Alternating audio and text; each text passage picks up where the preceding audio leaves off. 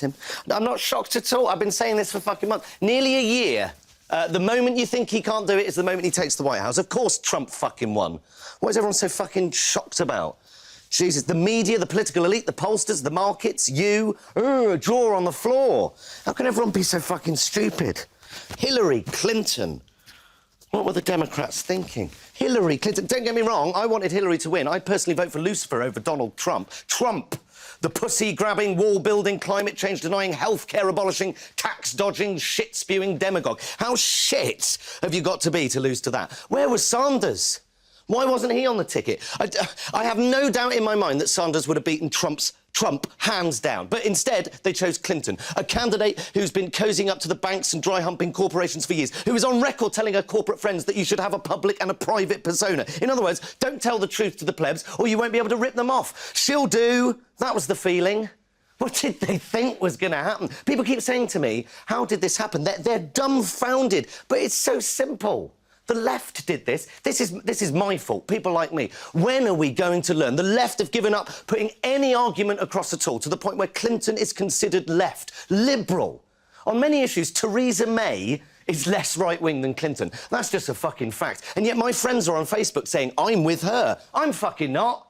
Oh, but she's better than Trump. Sorry, that's not good enough. Clearly it's not good enough. And if I see, fuck me, one more tweet containing a hashtag Trump wins next to a hashtag everyday sexism, I'm going to drop a fucking bollock. Not everyone that voted for Trump is a sexist or a racist. Some of them are, but most aren't. Most people didn't vote for her, not because she's a woman. They didn't vote for her because she offered no palpable change whatsoever. Same old shit. Trump represents a change, a terrifying change, but a change nonetheless. Hillary represented, well, she represented very little, actually, because she protects corporate interests, because she doesn't call the police when questions from the debate are leaked to her in advance. I noticed we barely reported that. Not everyone that voted for Trump is a sexist or a racist. How many times does the vote not have to go our way before we realise that our argument isn't won by hurling labels and insults? Tory majority, government, Brexit, Trump. What next? When will we learn that the key is discussion? If you are unwilling to discuss, then you are creating the conditions in which Donald Trump and people like him can thrive. But instead of persuading people to vote, she just courted celebrity endorsements and then lost. What's going on? It's almost as if the political acumen of Beyonce and Jay-Z count for nothing. And then she loses it and loses the election, and she locks herself in her hotel because she's too upset, or because it had never occurred to them to even write a concession speech. Either way, grow up.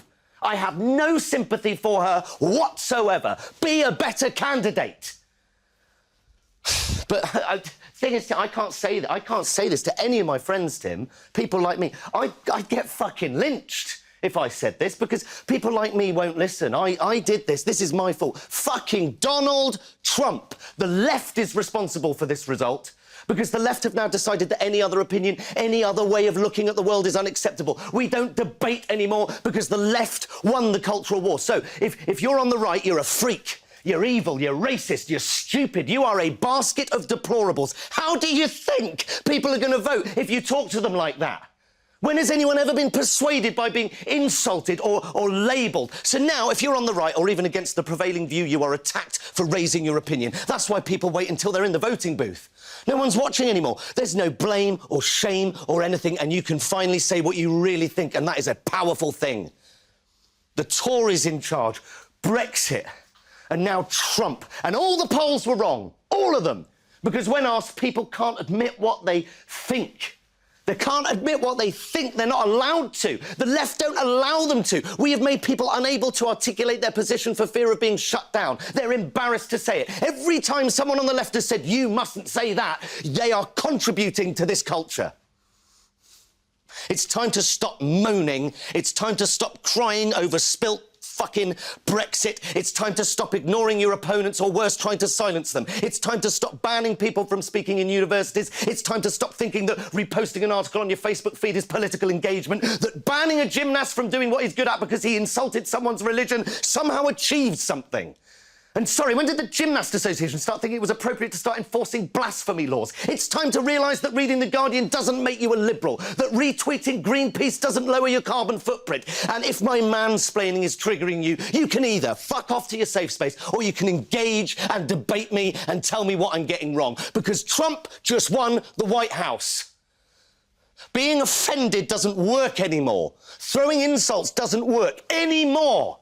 The only thing that works is fucking bothering, doing something. And all you have to do is engage in the debate. Talk to people who think differently to you and persuade them of your argument. It's so easy, and the left have lost the art. Stop thinking that everyone who disagrees with you is evil or racist or sexist or stupid, and talk to them.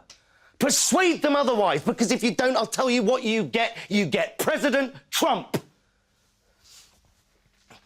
Right, I need to go for a shit and a shave. How long we got, Tim? All right, I might need to have to forego the shit.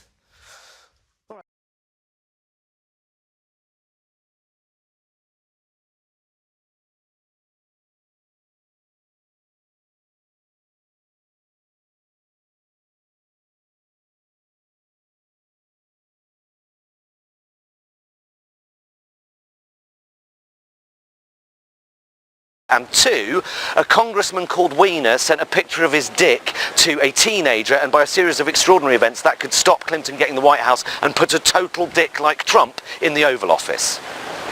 It's not complicated, Tim. It's all right.